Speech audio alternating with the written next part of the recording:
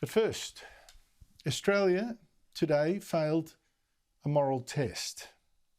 We have let our fears, our exaggerated fears, stop us from helping Australians over in India trying to get home, trying to flee a coronavirus that's out of control over there.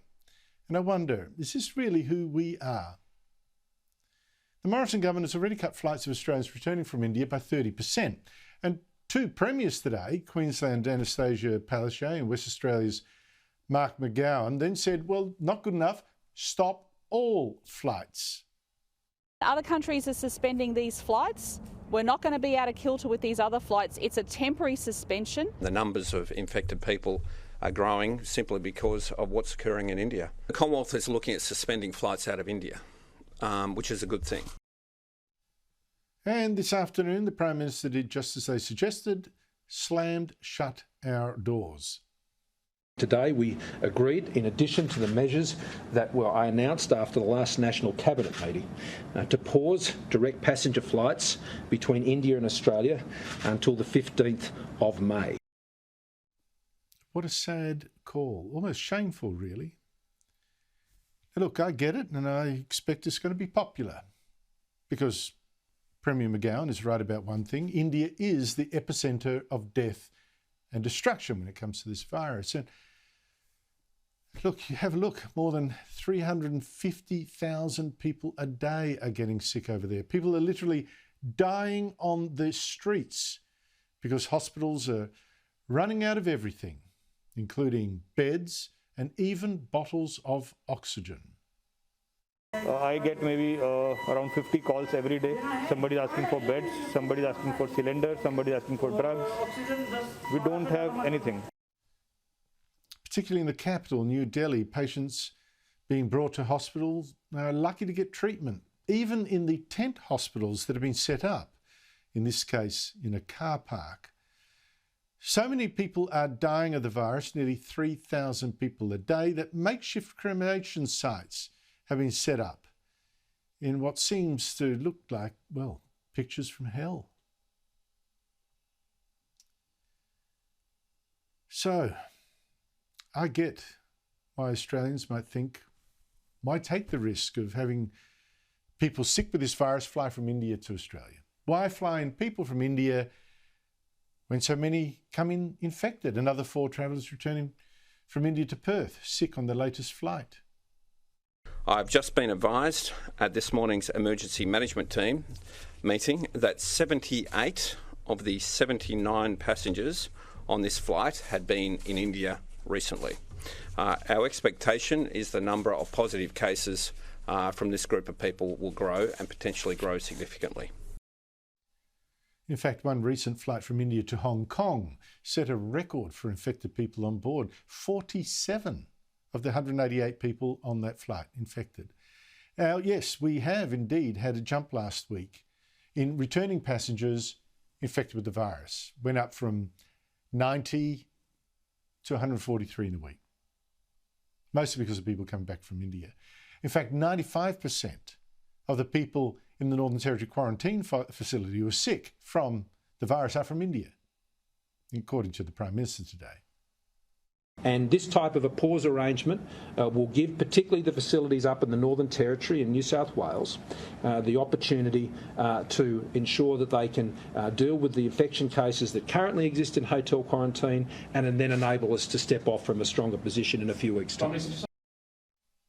It's not a small problem, but I think we need some context here.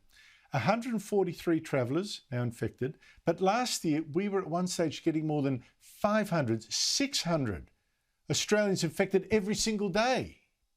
And we coped with that. And what is the Prime Minister saying here? We want those Australians in India who are sick to stay there.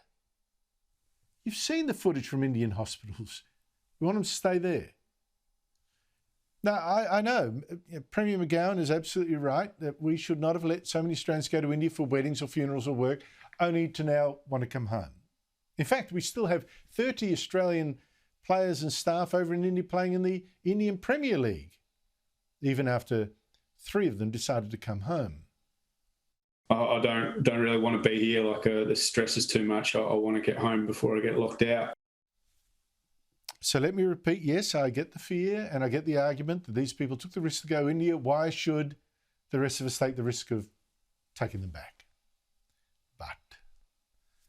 But I wonder if it would be that hardcore if we were talking about Australians stuck not in India, but England. And I would add this. Don't we owe Australian citizens something more? Are we really saying we would leave Australians in India to face a much higher risk of dying there than they'd face if we flew them home? Imagine, say, Ricky Ponting, coaching now in India.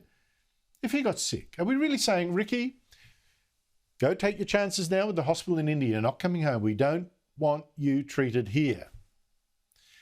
And Ponting at least has the money maybe to get a good doctor there. But a lot of Australian citizens stuck in India do not. And they include people who went back for good reasons, like looking after a mum or a dad after a death in the family, or going home after a sickness in the family, something I'm sure that most of you would do too if you were in their position.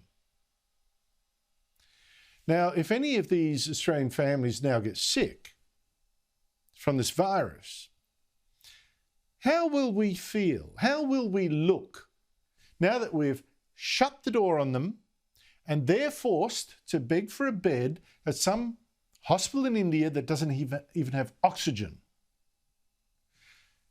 So I'm with the Australian man, him and his family stuck in India, saying today, if they now die, it's on our government.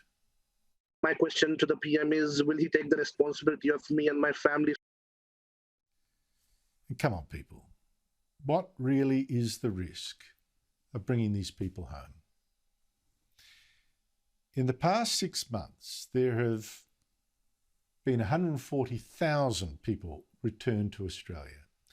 Of that 140,000 people, there have been just 13 breakout infections from the quarantine hotels. That's a risk of 1 in 10,000 travellers.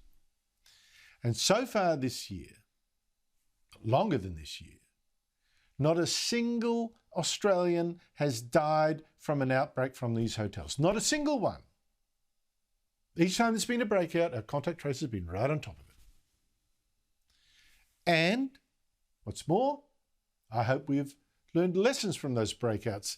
That last one that shut down Perth last weekend, that happened because travellers were put up in a quarantine hotel that McGowan's government had been warned was unsuitable. And now the people in it have been transferred somewhere safer. Okay?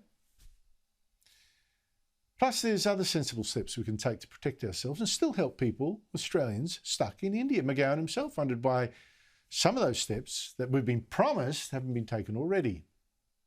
We agreed back in, I think it was November of last year, maybe December, that anyone coming from overseas to Australia had to get a negative test before boarding the aircraft. Yet what we're finding is large numbers of people are arriving who are COVID positive. So clearly the system isn't working as intended. Okay, if there's a problem there, fix it.